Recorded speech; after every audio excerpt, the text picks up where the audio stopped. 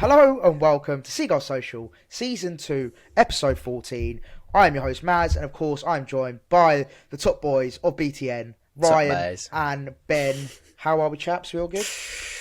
No. Mate, do you know what? I'm not even salty, to be honest. I'm not even salty.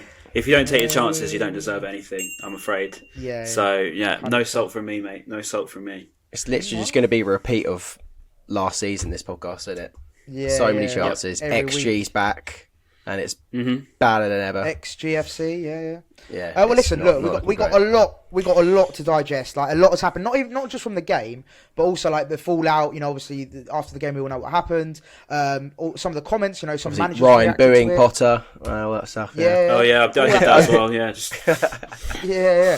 So right, we got a lot to go through, boys. We've got a lot to go through. So we might as well let's start with the game, and then we'll get into all the sort of like the fallout from it, I suppose. So Ben, so much drama. Sorry. I might start this week because obviously I was the first time I was back since COVID. I know obviously you boys go quite a lot, but obviously I'm unfortunately due to my job and etc. I don't get to go as much as I like. But this week I was able to get down to the Amex and witness XGFC. Big day out, and they ruined my day. So cheers, lads. That was fun. Yeah, it's good. But mate, welcome to being a Brighton fan. That's what happens every single time. So mate, so just to start off, I was buzzing. Obviously, pre-match we had the fireworks, didn't we? I felt like I was at Wolves. We had all the fireworks. Yeah. Before I realised that was to do with the rainbow laces, I saw that and I was like, do you reckon they've seen all the atmosphere stuff that we've been talking about? And then they thought, right, let's get some fireworks in. They had a team meeting in the marketing department or something like that, but obviously not. Can I just ask a question though? Can I just ask a question? Why are we allowed to have fireworks, right? But we can't have pyros? Where's the logic? Well, no. See. Where's the logic? Yeah. No, there is. I'm just saying. No, but they're in control of it, Ryan. They control the no, but so are like the pyros. They have like negotiations with the clubs. I'm pretty sure. So they'll be like, we're designed for this, but it's all within the club and the fans. You can get like decent people to do it, can't you? Yeah. But I think the point they probably will come back to you and be like, well, listen, we're not going to give fucking John, who's a bloody hooligan, to come down with a pyro and lay it off. Whereas it's all get control. NSK BHA link in with the club, and we'll create some unbelievable. The Brighton Brawlers. Oh, not the Brawlers.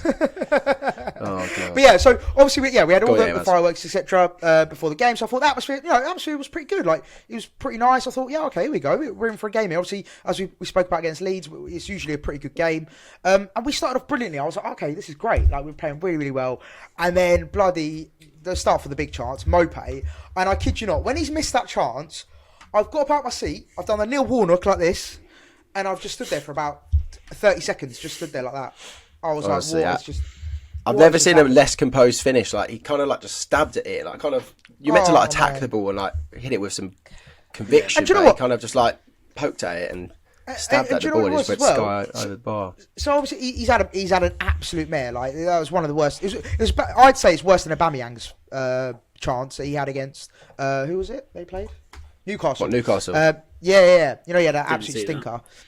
Oh, it was bad. It was bad. Right? It was bad. It was nearly as bad as Mopé's. And basically he's done that. And I thought, okay, I'll give him the benefit of the doubt. He's been out 4 games, I believe. Hasn't played for a while. Bit rusty. We'll give him the benefit of the doubt. And then what does he go and do? He goes and does it again.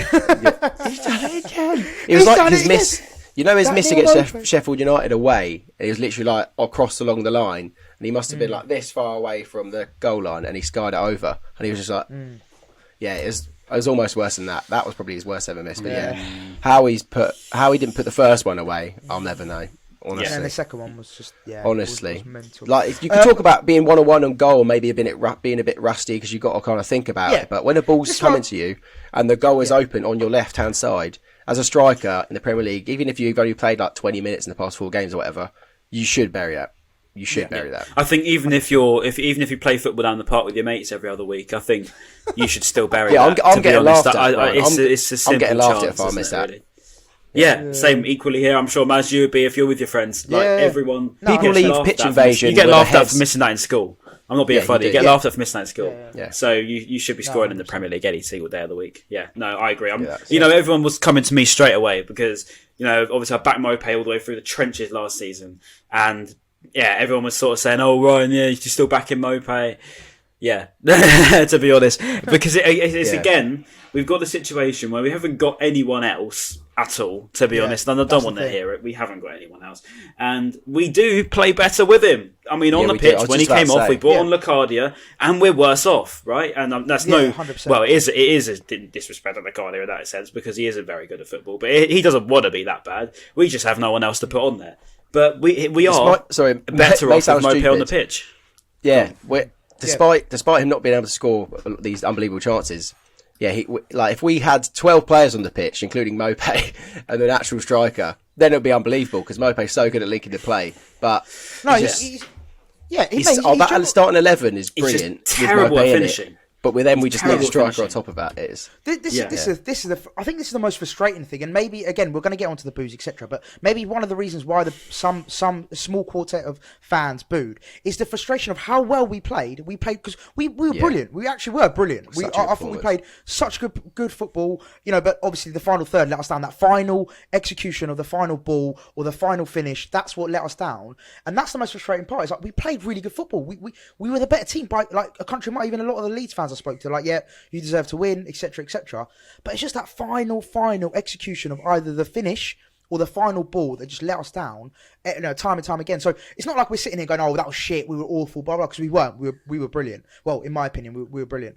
But it's just that final finish, and obviously Mopé unfortunately sort of summarised it in all its glory of how bad our finishing was. And then you bring on Locadia, which, I'm sorry, but I need to vent this because when he just came on the pitch, even the way he runs just strikes me as just not very good. Like just the way his movement is, and like he'll make some weird runs which don't even make sense to. Like with Mopé, at least he's got the movement. He's got the he's got the ability to link up play, like we said. He's got all the other attributes apart from finishing. Whereas Locadia, I'm sorry, mate, but what do you actually provide? Someone said that he runs like, I hate to say it, be gruesome, but someone said he runs like he's just. I don't want to say it, but looks like he's just. Done something in his pants. Yeah, mate. Honestly, like just the way his movement's terrible. He doesn't link up play. Like even oh my god, this is another thing. For his stature, right? He's what 6'2", 6'3". He can't win a header. He can't even challenge up in the air. I'm like, what? He's never been able to do any of these things that we're talking about. And this is exactly what I said when he come on. I said, look, we're bringing on the Locadia. If we go and throw the game away now, we deserve it. I mean, if they come back and score, we deserve it. We're bringing off Mopé, who got booed off, by the way. Sanchez. Which is mental. I didn't even hear that. Yeah. But bringing on Locadia is just what we expect. What do you actually think is going to happen? Because I gave up on him 3 years ago. Yeah, but at least or something. Just leave. Just don't bring any of them on because I'm not being funny. Conley's not going to come on and score. Locadia's not going to come on and score. Welbeck's injured. And then we've got no one else. Look, McAllister, I like McAllister, but he's probably not going to come on and score a goal, is he? Let's be honest. No, I know. But I'd rather him, Brian, than Locadia, with all due respect. Yeah. With all due respect, I'd rather McAllister than Locadia. I'd have rather gone out there for 10 minutes, to be honest with you, because I think at least there could have been a chance where I might have been able to score. But stick Jack Albion up front. I'm sure he had his boots on him. Get Jack Albion up front. Yeah, but I don't understand for the life of me why we brought Locadia on, and I don't know if it's maybe a thing where someone in the coaching staff has read social media thinking, "Oh, let's give him a chance." Because everyone's joking about it. Yeah. Ryan. Ryan, this is an interesting point. This is. I like the fact you brought this up actually. So I saw a tweet, and again, this might have been tongue in cheek, but it was It was quite funny actually. So they said tongue in cheek. No, but do you know what it was? They said that Potter purposefully brought Locadia on to show to Tony Bloom, this is what I've got. This is what I got to work with. Yeah. Which I hope it is. That actually wouldn't surprise me. That would have. He brings him on and looks up to the chairman box. Yeah. You seeing this guy? You seeing this guy? We shouldn't even be paying him for this. Tony, this guy cut his contract off now. It's mad though. Like we got rid of Jahanbash. Like we signed them as the same sort of time. We've already got rid of Jahanbash. Like I'd rather have Jahanbash still at the club. Unfortunately, I mean, it is by a mile. And before I forget, thank God for Robert Sanchez, because we could have easily lost that game if it weren't for him. Like made a couple unbelievable saves. The one where the deflection of Sarmiento and he just flicked it as it was going bottom corner. That was outrageous. Almost better than Meslier's against Trossard, but. Yeah, that would have been even worse for a lot of our players. Well, for our players that have missed a lot of chances. If we'd have gone on to lose that game, My God, mate, that would have been a travesty. The thing is, we did not deserve. Okay, I want to be a bit more positive now. I think we've got our negativity out of the way. We've got our little frustrations out. Let's try and be a bit more positive. So I think, if it wasn't, if we had gone away with that game without a point at least, like the bare minimum, we should have had all 3 by a country mile. But we played some great football, and also Meslier made some cracking saves. The one against Trossard and the one against who's the other one he done? It was a good save. I think I could have a couple of notes. March, I think. Yeah, March. Right. I thought it was about to hit his. I thought it was about to hit his head and roll in as well. Yeah. Right Well, any other day that does, doesn't it? Really, let's be honest. I mean, any other day that goes in off the back of Melier's head and it's in the back of the net. Yeah. It's just, I got up to cheer, but I was gutted. Yeah, I just think again we're in that situation where I don't think I can physically. I can't go into it again because it's the same conversations as last season, and we've gone through all the tweets saying I put a tweet on at halftime saying anything less than a win today is not good enough, and I stand by it. A draw against the Leeds side, who were probably the worst side who've come to the Amex since Watford. They are the worst team I've seen at the Amex this season. They were absolutely awful. They didn't do anything. Defensively, they were rubbish. They couldn't string 2 passes together. They did nothing going forward. We should have won that game by a distance, and we didn't.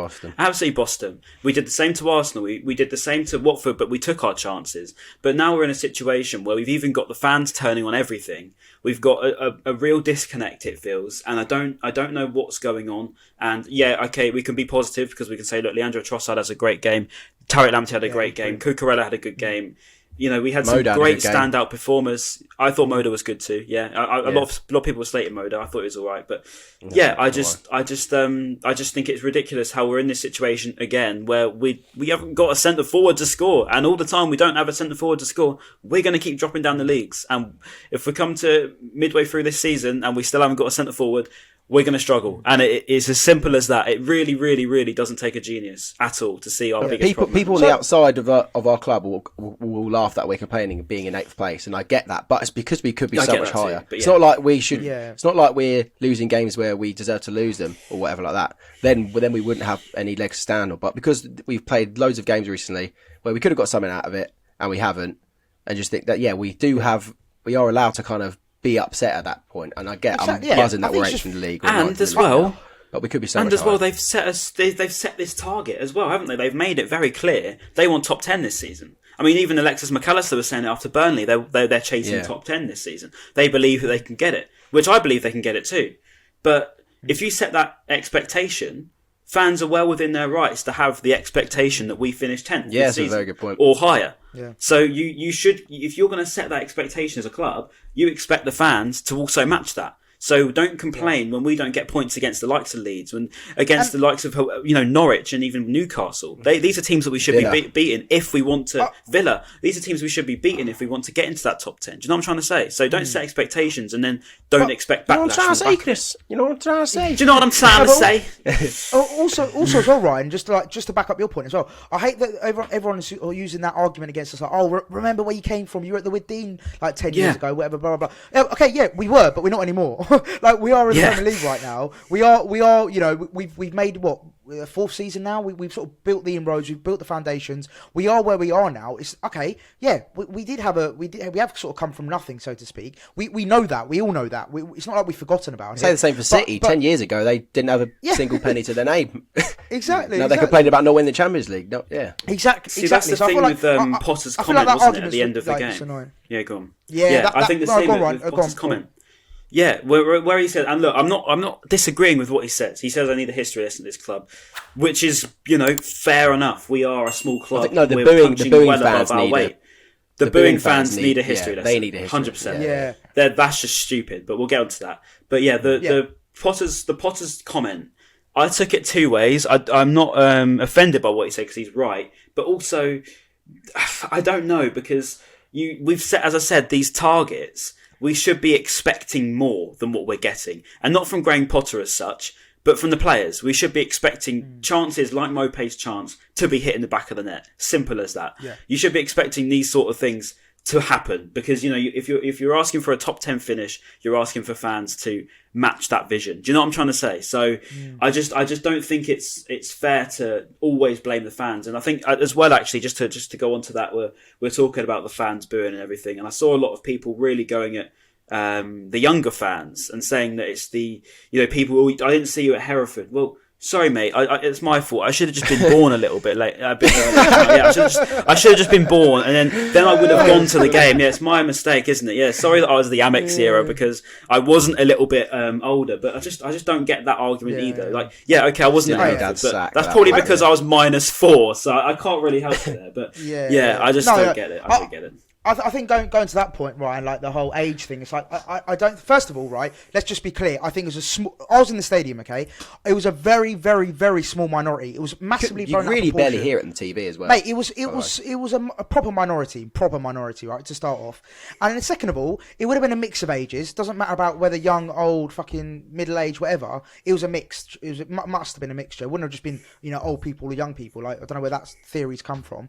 And then finally, it's like, it got massively, in my opinion, blown out of proportion by the media, massively, which didn't help things. Because then obviously, Potter got questioned after the game, and then he said his comments, which again might have riled up a few people.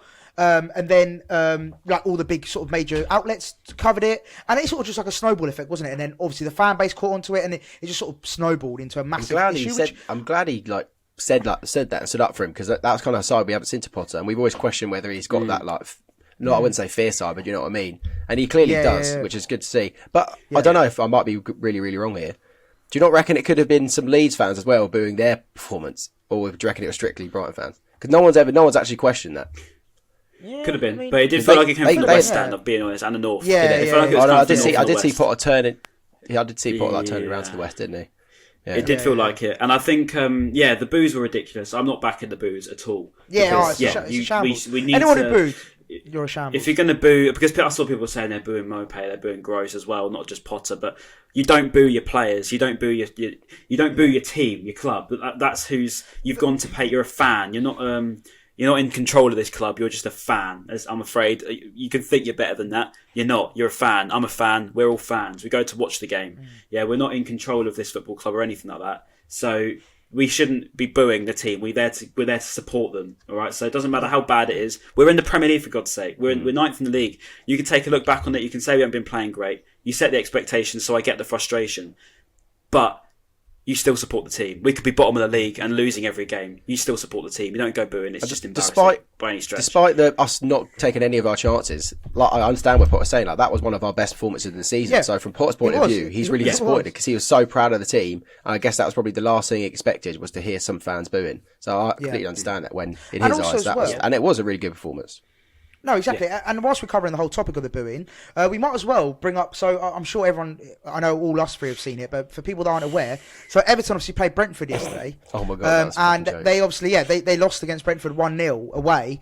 And there's a video that's circulating on socials now that basically the Everton fans have walked over to the away support, and they're full on booing, swearing, like going mental. Like, these Everton fans are not holding back. So let's just compare that, for example. Where's like the outrage and where's the media coverage for that? And then and compare it to the Brighton coverage and the go on, get on it, Football Daily. I haven't seen a single one. Yeah. What's going on there? Chris Hamill, I mean, look, if you're listening, Chris, mate, get it on. But so for example, that Everton away support, they're absolutely laying into it. That's vile. That's all they. Like they full like on 70% of them are like swearing at the players, like doing the wanker sign. Yeah, proper going for them as well. And it's like, look, they're what, and they're sort of similar position to us in the league table. They're not exactly like bottom half, as in like relegation zone, etc. And they're not playing up to the standards they probably want to be.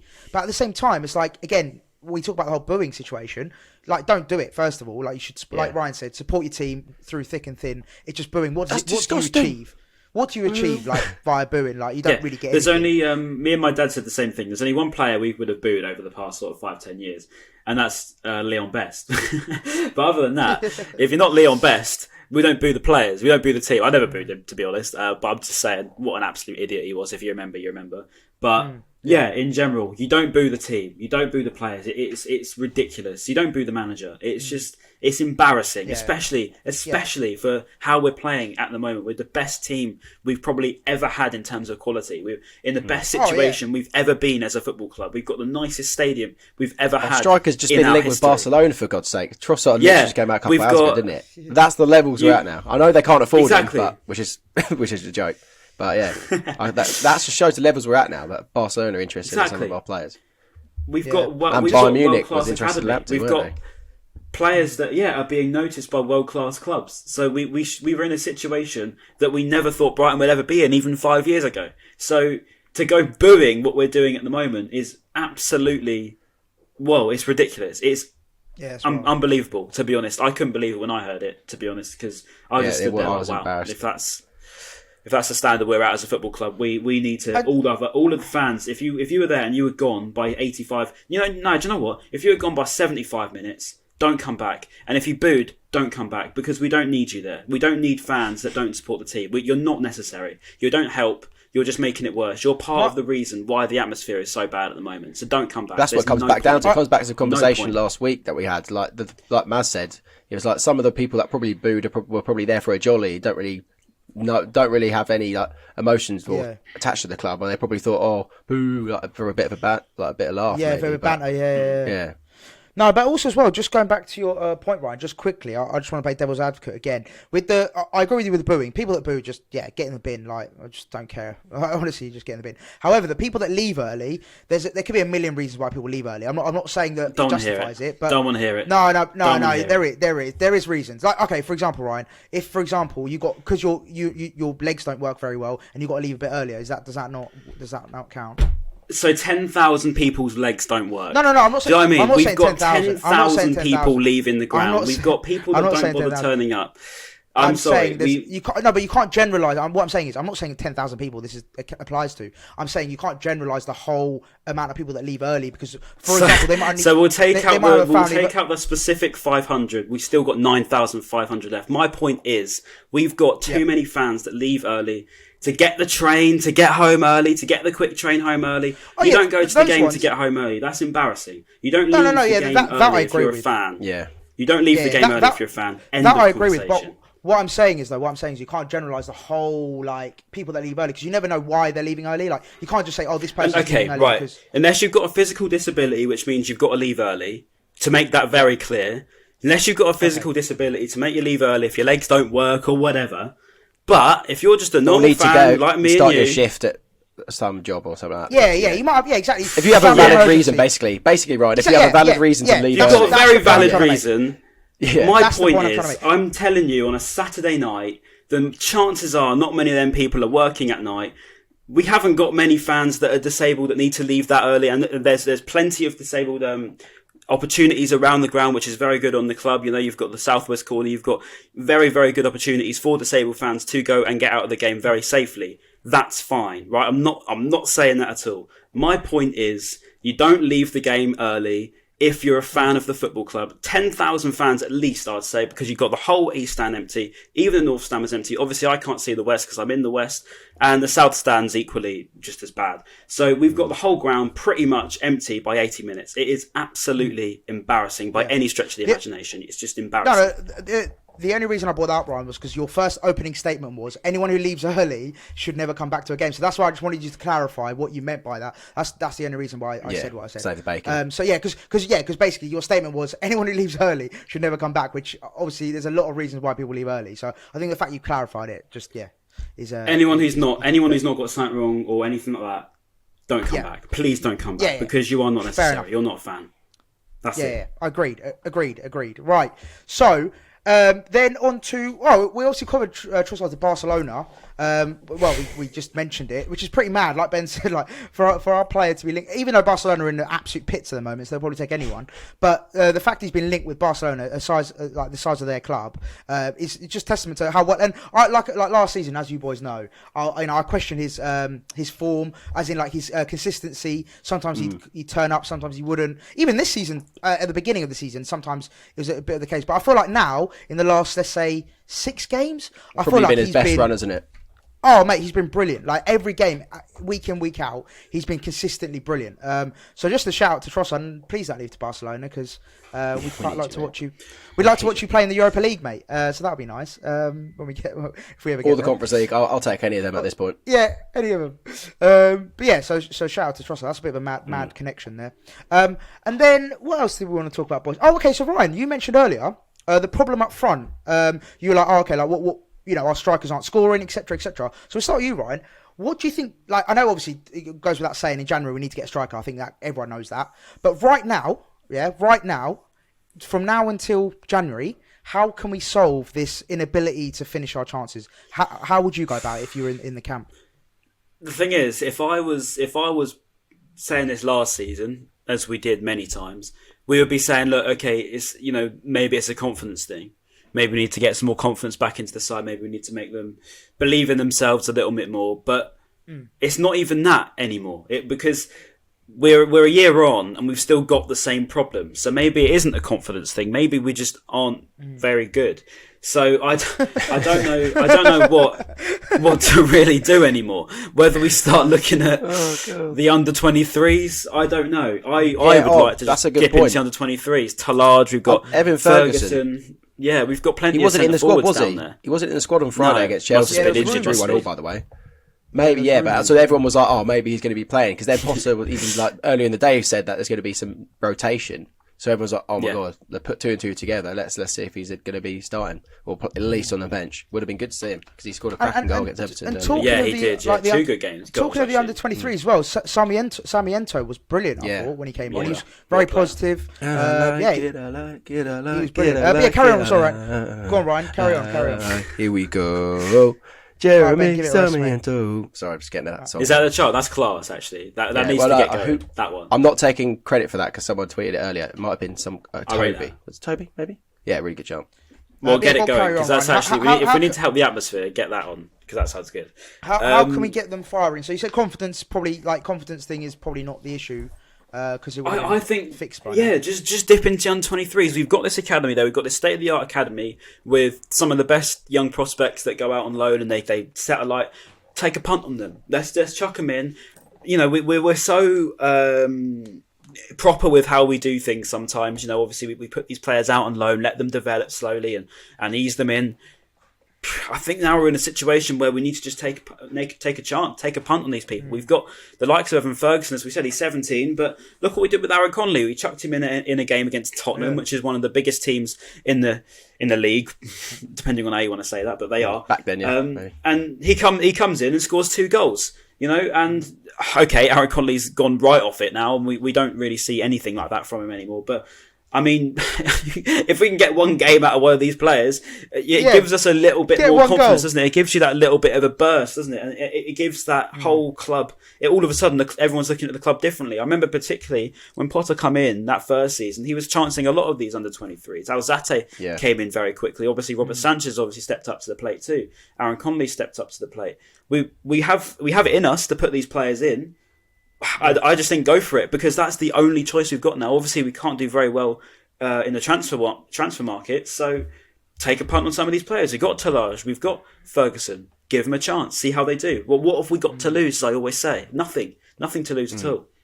And he's a different dynamic as well, Ferguson, which is like we mentioned it last week. That's what we need. We can't just bring in another player. Haaland, isn't he? Similar height. He's big and he's quick and he's got decent feet as well. And I think he'll be great. It'll be great for some of the chances that we create. And Ben, and would you apart from seeing, like us utilise, because I'm with Ryan on that. Like, I would love to see him take a chance on some of the younger boys, and just like Ryan said, like we're not scoring as it is, so why not chance it with one of the under 20? Like they can't do any worse. With all due respect to like, for example, with Mope's chance, would they do any worse? Probably not. Like they probably hit the target at least. Do you know what I mean? Yeah. So I'm fully with Ryan. Like, just give these young boys a chance. Why not? But Ben, to be honest, if just on that, if they miss that chance, you could sort of let them off a little bit because they just stepped up, and you can say, "Oh, look, it could have got to him a little bit." At least with Mope, we're probably paying him sort of like 40-50 grand a week. He's a centre forward we paid sort of £16 million for. He's played in the Premier League for the last 2 seasons. You expect him to put that chance away. If Evan Ferguson comes up, 17-year-old kid from the academy, you could say, okay, it's all right. He's only young. Yeah. So you sort of let him off a little bit more. It's like the Gordon Ramsay meme, Ryan. When he goes, "Oh, you're cute, well done," It's okay. And then it's like the other one goes, "You fucking donkey." That's literally it. That is literally it. But no, 100%. And Ben, anything else in terms of, because obviously, we spoke about confidence. Ryan's talked about confidence, utilising the under-23s. Anything else you think that potentially from now to January? Don't know if there's anything else. I don't think you can change the tactics. I think the system that we're playing works. It creates so many chances. Again, it'll just be down to options. Like right now, before the January transfer window, the only new players we can bring in, like Ryan said, are these youngsters that are in the under 23s performing? So until January, where we may or may not sign a striker, that's all we can do really. I think it's one of our better options. And I made this point on my Twitter the other day. And I was saying, obviously, it was very well known that we went for Darwin Núñez, failed, and we went for Nico Gonzalez and failed. So the club obviously know that there's a problem and we need to sign a new first-team striker. So my question is, why would they then not try and sign a new first-team striker again in January if they failed in the summer and still proving that we still need a striker? Why would they not do it, try and get another one in Jan, basically? I'm going to pick up on that, actually, because I saw a tweet. I can't remember the guy's name. I think I quoted him, and he had all his little group chat friends liking his tweets on me. Let me get out. I need to find this because here we go. I won't name him because I don't want him to just get sent abuse. But he put on there "Bloom out" and found out a bit strange. So I looked through all of his. I can only assume it's his friends because they all liked it within 30 seconds and it had 10 likes and then all of a sudden he stopped getting likes. But they're all saying "Bloom out" on their pages too. And I was thinking, I don't know where this has come from, and their point of making Bloom out was because we haven't signed a striker, and apparently it's Bloom's fault that we haven't signed a striker, which makes absolutely no sense. Do you realise how stupid that is? If you're listening to this right now, that is very stupid, because it's very, very clear that we went after centre forwards. Very clear. I mean, we obviously went after Nico Gonzalez. We went very into Núñez, who obviously didn't come in the end. We went, supposedly into Odsonne Edouard, who then went to Palace. There was apparently strikers Tammy we Abraham went for. as well. Yeah. Yeah. I saw a tweet as well saying some apparently got for Tammy. So we're willing to break the bank, is the point here. We're willing to spend serious money. But are we going to be doing that in January? That's my question. Do you reckon we will? Or do you reckon who knows? We won't. Yeah. But how can you blame Bloom? How can you blame Bloom for that? He's obviously willing to put his money in, you know? Do you know what it is? I think, Ben, so me personally, okay, if I was a manager, for example, I wouldn't want to buy in January, because for me, there's more cons than there are pros. So, for example, the prices are overinflated because it's January. You don't get the players usually that you want because, again, people don't really want to sell in January. And I think it's just a lot more cons than there are pros. However, I feel like because of what's been happening with the crowd booing and, seeing the inept, our strikers just not being good enough, unfortunately, I feel like Potter's probably thinking, or Potter and Bloom are thinking, fuck, we need to get a striker, boys. Like, we need to get a striker in ASAP because we want to keep the fans happy. We want results on the pitch. We want goals on the pitch. So, to answer your question, Ben, I feel like it'll be a bad decision to get someone in January. However, I feel like we are going to get someone in January. We are desperate. And we deserve, because we failed to get it in the summer, we deserve to overpay in January. I'm sorry. But this potentially could be potentially a bad thing, because we might go for someone who we didn't really want to go for, but because we're so desperate, we buy him, and it's sort of like another Danny Welbeck. With all due respect to Danny Welbeck, another Danny Welbeck kind of player where we probably just chance on him, and then he just turns out either being injured or not very good. Like as Ben said, though, that's the trouble we have now, isn't it? Because we've made that failure. You have to settle with second best because you can't now get what you want. You're going to have to lie in it, I'm afraid. You've messed up. And now the DFS sale isn't on, and we have to overspend on a freaking bed. I know they sell sofas, don't they? But and beds, I think. Yeah. Try. Yeah, it's all right. Yeah, they have beds. I'm pretty sure. It's been a bed in DFS before. But it's a great question, and I think there's a lot of cons to buying in January, but unfortunately, I would love a striker, at any point, whether it's now or we can't complain, can we? We could sign someone for 35 mil who's absolutely rubbish, but we have to back him because we haven't got much of a choice. I mean, at least he's a striker, right? You know what I mean? So, No, exactly. I don't know. Well, we'll see. And then the final one, then, boys. Obviously, we've covered the game. We've covered a lot of other stuff. Final one as well. We spoke about the atmosphere, obviously, and it's mad how life works, really, because we did a video about the atmosphere, and then literally booze, like basically the atmosphere came into question again. On and the fireworks. And the fireworks. Yeah. But no, it was a mad response. Obviously, a lot of the Palace fans jumped on it, didn't they? Which I mean, listen. In my eyes, I'm thinking engagement. I don't care. Like, I'm thinking bang. It's flying. I'm thinking I don't care about whether it's negative. But also, do you know what? In our defence, which I thought was really good, there was about a good 5 to 6 Palace fans genuinely, and they were praising us massively. They're like, look, it takes a lot of bollocks for us to sit here and talk about how our atmosphere is maybe dying or isn't very good. And they said fair play to us three. Like they've actually come out and been very honest about the state of affairs. And also, I think we've got to give ourselves credit. Other fans from other clubs even were like admitting it. I think even like a Liverpool fan was commented saying like, yeah, fair play. Like sometimes Anfield's an absolute library, but when it's a big game, and I even spoke to so many of my friends about this over the weekend, and all their clubs exactly the same up and down the Premier League now. Unfortunately, unless it's a big game, unless it's a derby, then you're not going to have that atmosphere 24/7. You really aren't, and that's the sad truth of like modern day football now. Yeah, and we are, we're. No, I'm not saying that we can use it as an excuse. Because even like for some of the bigger games, the atmosphere has been a bit questionable still. So that is something that we do need to work on. But I thought it was, like when I went the other night, Ryan, I don't know if you agree, but I thought it was okay. Like it wasn't quiet. I wouldn't say it was quiet, but I was like, really? I thought it was okay. I wouldn't say it was like anything special by any stretch. But I was actually just about to completely say something completely different there. I was about to say, oh really? It was probably worse than the time when we were talking about it before. I was actually going to say, it was absolutely awful. Yeah, I thought the atmosphere was dreadful. I'd probably say it was arguably worse than last time. I was going to say, because we put that video out, it's really ironic. I just think I just think it was probably the worst it's been. Even subs off coming off, I just thought that was really quiet. Not even really applauding subs or anything. It was just so quiet, and I thought I just didn't think it was very good. And the boos after full time, I think, sort of rubbed that one in. And I think it's really funny as to we put this tweet on a week ago, and we've arguably got a situation which is now worse than that. And I think.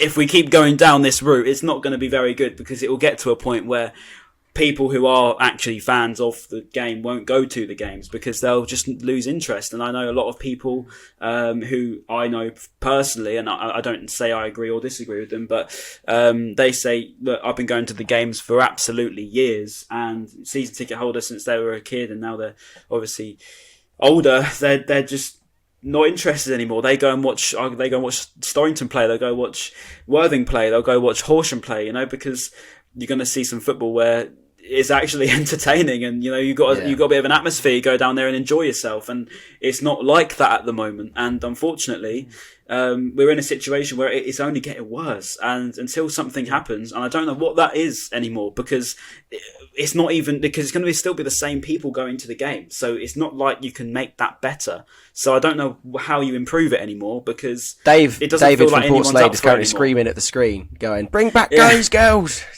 Oh God, yeah. Could you That's imagine? what I said. But like, it's like we've got some sort of weird situation now where it doesn't feel like the fans are up for it anymore. We go there and it just doesn't feel like anyone really is up for it. It just didn't feel like there was ever going to really be an atmosphere. I couldn't tell you then when we got to the Amex, this is going to be a cracker, because it never really was going to be, was it? I mean, Leeds fans sung for the first 5 minutes and they went quiet too.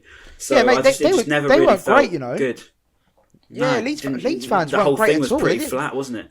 Yeah, mate, they didn't generate any noise. I was quite surprised. Bielsa burnout. But we say got that onto the fans now as well, isn't it? Yeah, but we say that, and you think, but you've got to score goals to get an atmosphere. You've got to have something to cheer about as well. You can't just always pin it on the fans. There's got to be something to celebrate. We've scored, I think, 4 goals in the past month or 2 months or something like that. So that's awful. I don't actually remember. You can tell me actually if you know. I don't remember the last time we scored from open play. Tell me where. I think it might have even been Palace when Mopé lobbed the goal, and that was back in September, right? And that was, I think, the last time we scored from open play. So, well, Liverpool, other than maybe at home you could. Liverpool, but I was thinking at home. I don't know. Oh yeah, Mopé was away, wasn't it? So I don't know.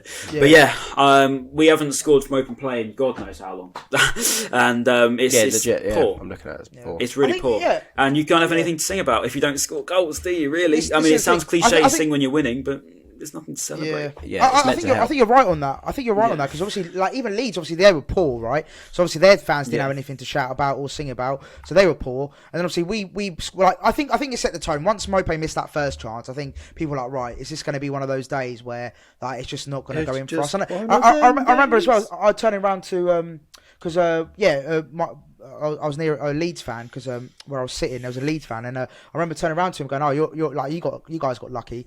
And then he was just like, "Yeah," but he was like, "Well," but I said to him, I was like, "Listen, I promise you now," because this is after Moped missed his second chance. We'd squandered a few chances. Like basically, this is after we had a lot of chances, and I went, "Look, I promise you now." When Lucardi came on, I was like, I can just picture it in my head, like you're just going to go and score a breakaway goal, and they nearly did with Tyler Roberts. Yeah. Obviously, Tyler Roberts nearly scored. Like they had a few chances towards the end. I was like, "Oh my god, it's going to happen!" Like we're gonna regret not taking our chances. But I mean, we got away with a point, and yeah, it could have definitely been 3. But it's one of those things, I suppose. Yeah, which is one of those games where we're the better side, but we just couldn't finish our chances. Which I mean, it's a story of our season last season, wasn't it?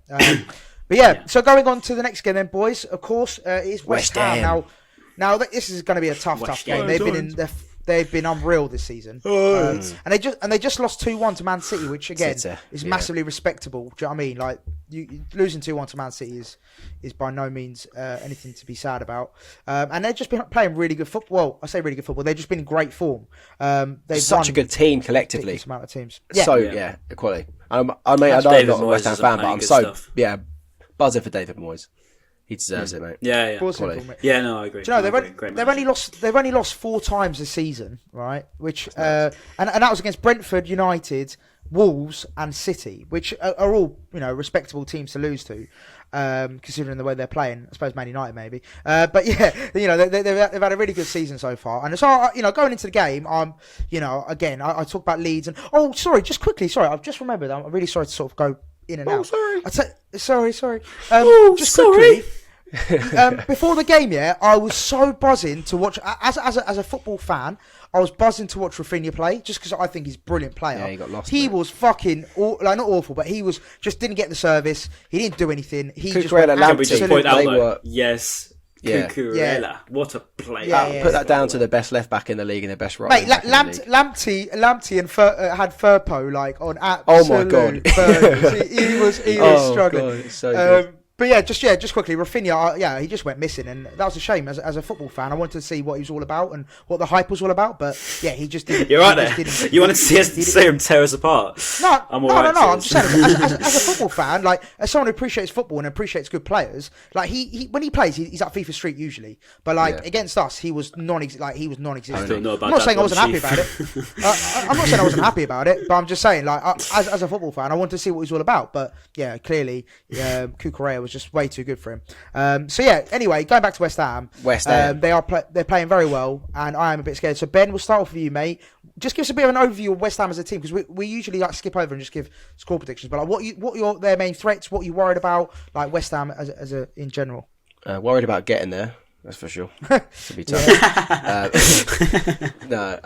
What am I worried about? The whole team, mate. They're not just like we said in the preview against Leeds. Like we were worried about 1 or 2 players. That whole team's unbelievable. They just work so well collectively. The positives though, looking at West Ham, I'm pretty sure like Ben Rama might be out, Cresswell might be out, which gives Lamptey a bit. Who will Lamptey be playing against? Might be up against Ben Johnson if they play him left back potentially. Yeah. Could see Lamptey having a really, really good game because Cresswell has been so good this season. So's Ben Rama. He's been one of their better threats this season. So that would be a good positive. I'm not sure if I'm pretty sure Antonio will be back. Haven't seen any of the highlights from them against City, unfortunately. I don't know if have any of you seen the highlights, because I can't really say how they played. For West Ham? Man City, against City. No, I can't. I only saw Fornell's goal, which was an absolute banger. Was it? Fornell. We can talk about him because he's been quality. He's been really, really good this season. It's going to be tough, and I think our defence are going to have a lot to do. But our defence has arguably been quality. One of our better performances again against Leeds. Sanchez in goal, back in form.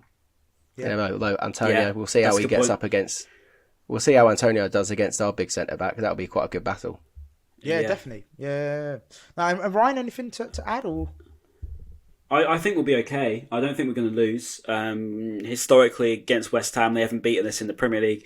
I can't really see that changing, but it's just whether we can win. Because let's face it, we haven't been playing bad. The atmosphere's been awful, but away from home, our away atmosphere is pretty good. It's annoying. I really, really wish I was going. I just forgot to get tickets. So I'm going to Southampton, and I was going to get tickets for West Ham. I just completely forgot about it. Yeah, because it's on the Wednesday, isn't it? And I was I'm going to go West Ham. I know some people are.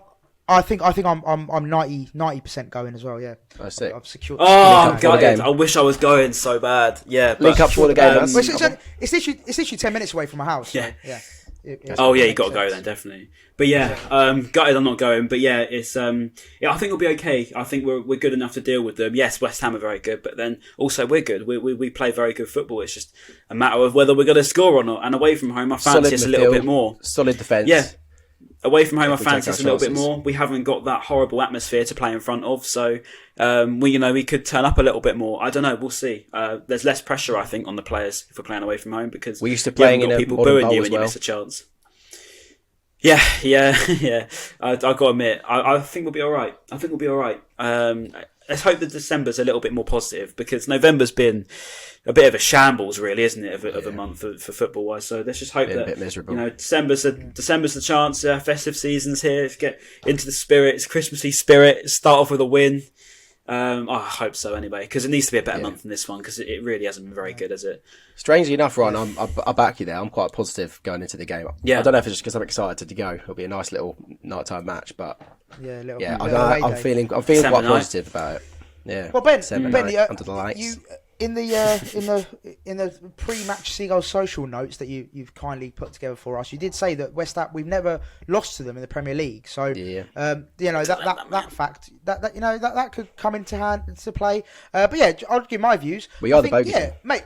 We are their bogey team. We played really well against Leeds, so that going into the game we're full of. As in, I know we didn't score goals, but the performance was brilliant, and I'm sure Potter's going to remind the players of that. They're going to look, boys, we fucking dominated Leeds. We were the better side. We should have won that game. Let's go into West Ham with just that same kind of confidence and style, and I'm sure we'll get a positive result. But it's always good. It's going to be a tough game. The way they're playing, even when they've had 2 games a week and they're still winning, it's just mental how they. I thought they'd burn out by now, or just sort of peter off by now, but they're sort of consistently getting results no matter what. Yeah, no, they're a good team. Yeah, so look, as we mentioned, all the threats, the Fornalses, the Antonios, the Ben Ramas, of course, going forward, even Jared Bowen, he's an unsung hero, I think. Jared Bowen, he's been brilliant for them going forward. And also as well, defensively, they got a solid back line. So, looking through that whole team, they got a very good team. So it should be an interesting game. I'm going to go with, it should be a good game. I'm going to go with a 1-1, I feel like. Or maybe, 1-1, I'm going to go with. Ben? Yeah, I was going to say 1-1 as well. I'd like to think for some reason that we'll get a few goals actually, and it might be a high scoring game, but they never really are with Brighton. Unless we play against Man City, they're never really high scoring games for us because we don't really concede too many and we don't score too many. So I reckon 1-1 might. Do you know what? Our last so this is a stat for you, right? The last 5 games have all ended in a draw against West Ham, and it's been 1-1, 2-1, 3-1, 1-1, and 2-1. Against West Ham, yeah. I remember that 3-0 as well. Jesus. Yeah, I don't think we didn't deserve to draw that either, if I remember correctly. Yeah. That was good. That was Charlotte. Yeah, that was a great game, mate. We were 2-0 down, and then we came back. We were 3-1 down at one point. Ryan's done a runner. Ryan's done a runner. I don't know where he's gone. But yeah, we'll carry on. We'll carry on the show, Ben. I think we wrapped up the preview. Anything else we got to say? Let's try and think of something for them to comment. What do we want to comment? Let's think of... Oh, quickly, before Ryan... Ryan, can you hear us, mate? Are you still with us?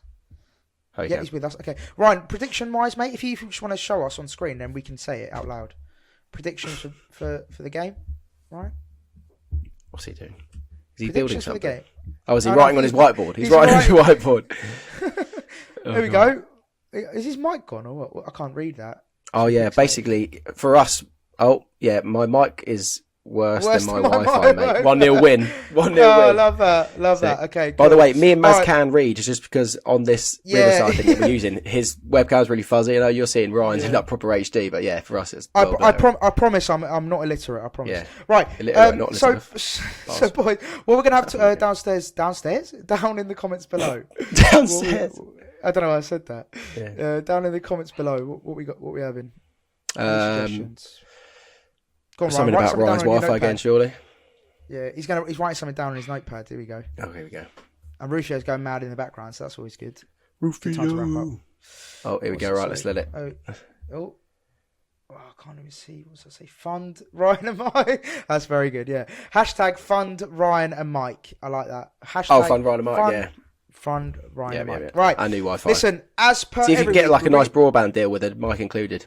Yeah, a little Black double Friday. whammy. Right, listen, as always, it's been a pleasure. Really thought it's been another great pod. Of course, please make sure you like, comment, and subscribe if you're watching on YouTube. And of course, keep streaming it on Apple and Spotify as per usual. And we shall see you post West Ham. I believe it's a Thursday. Yeah, I think we've got a guess as well. The only clue is Yeezy. And he might have a nickname called Craig. Make of that what you will. Memeless fans. Interesting. Yeah. Right. Peace out. A-Town down, boys. Peace.